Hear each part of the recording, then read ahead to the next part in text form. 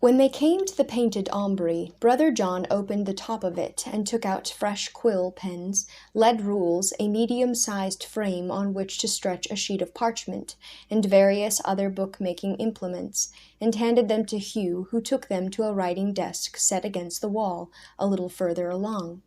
The hours of the morning passed quietly, steadily, punctuated by the regular offices, then dinner. Hugh was glad to stretch his cramped body and aching fingers as he rose from his desk and stepped from the shade of the north cloister into the sunny garth. He hoped he would have the afternoon free and could go out into the orchards and marshlands, for buds were bursting on bushes and trees. The willows by the brew would be a golden yellow, and the air was alive with the promise of growing things.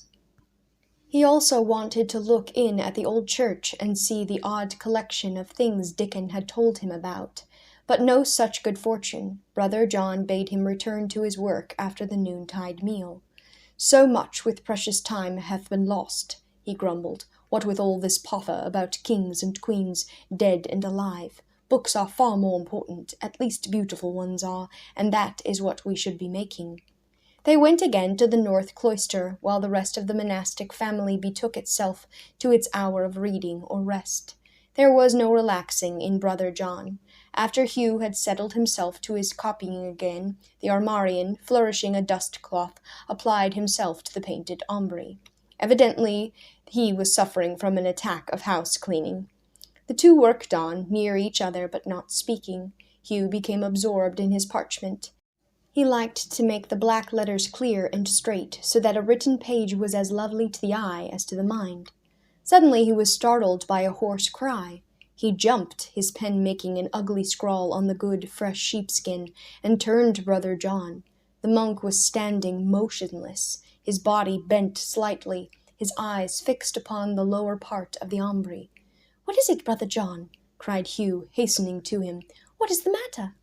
The little monk straightened up and looked at the boy with white face and an expression of utter desolation. "It's gone," he said, scarcely above a whisper, "our treasure, the book of the Saint Grail." Hugh caught his breath. For a moment the cloister walls seemed to reel about him. He thrust Brother John aside that he might look for himself and see the hidden, secret cupboard, unwilling to believe what his ears and eyes told him. It was empty. The broken book had vanished. Speechless, he looked back at Brother John.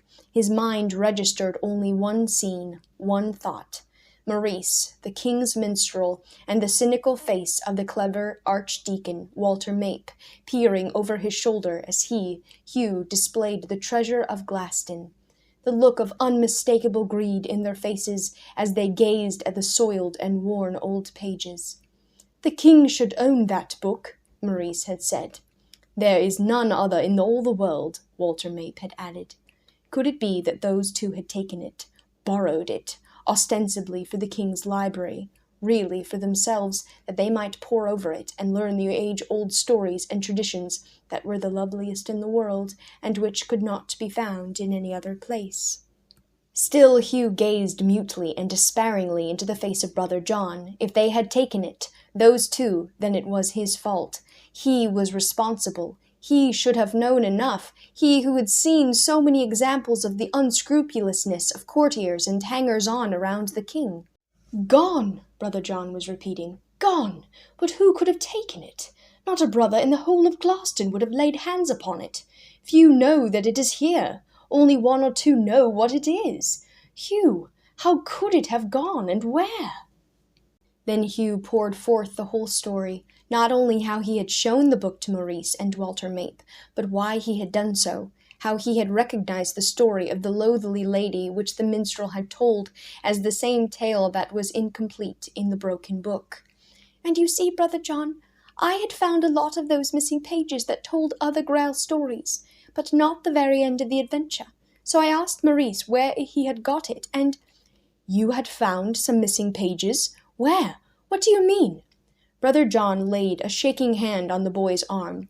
"By all the saints, boy, tell me quickly. You say you had found—" He left his sentence unfinished in his excitement.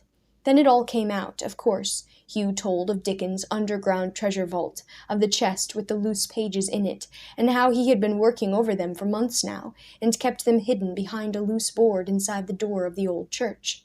"I wanted to wait until they were all done," he said, tears of distress coming into his eyes. "Then Dickon and I, were going to present them to you as our find, our work, a sort of gift to Glaston, and it would have meant so much to me, particularly because Glaston has been so good to me, in spite of my father and everything."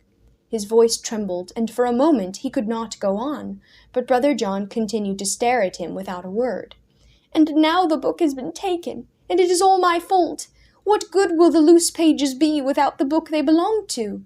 the boy finished miserably. At last Brother John roused himself. "The minstrel and Sir Walter Mape," said he, returning to the subject of the theft. "If they have taken our book, they must return it, and that right speedily. The king shall make them give it up. Come, boy, we must see the abbot. Thou and I shall mount nags and ride after the king's train." They started across the garth, Brother John almost running. Hugh caught at his sleeve as he hurried after him. "Brother John," said he, "I pray you, Brother John, it is my fault that the book is gone. Let me ride alone and recover it. You are—" He was about to say too old, but thought in time to stop himself. "I can ride fast. I have ridden since I was a babe in arms, except when my lameness got worse, and you can see how much better that is.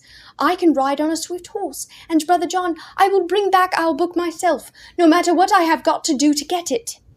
The monk stopped so short that Hugh actually bumped into him, and stared at the boy for a long moment, as if he had never seen him before.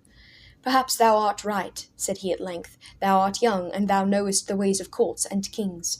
I will get thee a horse now, this moment, without waiting for my lord abbot's permission. Canst go at once?" Hugh nodded, his heart pounding. They turned their steps toward the grange, and the boy did some reckoning on his fingers. The king's party had been gone since shortly after dawn. From the look of the sun, it must be around 4 o'clock now. They had 11 hours' start of him, at least, but with ladies in the party they must perforce move slowly. Perhaps he could catch up with them before black night set in, if he made the best of every moment. But if night came on and caught him on the lonely country roads, would he have the courage to ride on, alone, without weapons of any kind? Would he be able to ask his way sufficiently, learn which direction the cavalcade had taken, and follow along with the least possible loss of time? He wished Dickon could ride with him, but that would delay him, for the boy was no horseman. Well, he must not think of difficulties, only ride with all possible speed, overtake the king and his court, and recover the book. It did not take long to find a stableman and get him a horse. Hugh looked around the big barn eagerly, hoping to catch sight of Dickon. He would like to have told him where he was going and why, but the boy was nowhere to be seen. He took time to make sure of a comfortable saddle, then forced a hopeful smile for Brother John, who was looking as if the foundations of his life had collapsed beneath him. "The loose leaves thou didst find," called the monk after him as he mounted and rode out through the great door. "Didst say they were in the old church?" Hugh nodded. "Behind a loose board, to the left as you go in." Then he was off and away, cantering over the grounds to the high road, then turning to the west as the king's party had turned. He dug his heels into the horse's flanks, spoke to him, urged him, then leaned forward, clinging with his knees, as the good beast broke into a gallop. It was smooth enough going at first, the road straight ahead with no forks nor puzzling turns, but at the very first town Hugh must pause and ask, "Which way did the royal court go?" And thereafter, whenever he came to a branching road or a possibility of 2 directions, he must inquire, and thereby lose precious time. And somehow he felt that time was all important. In spite of all his haste, twilight came upon him before he had any reason to believe he had lessened the distance between the king's party and himself by any appreciable amount. And with the dusk came a soft, persistent spring rain.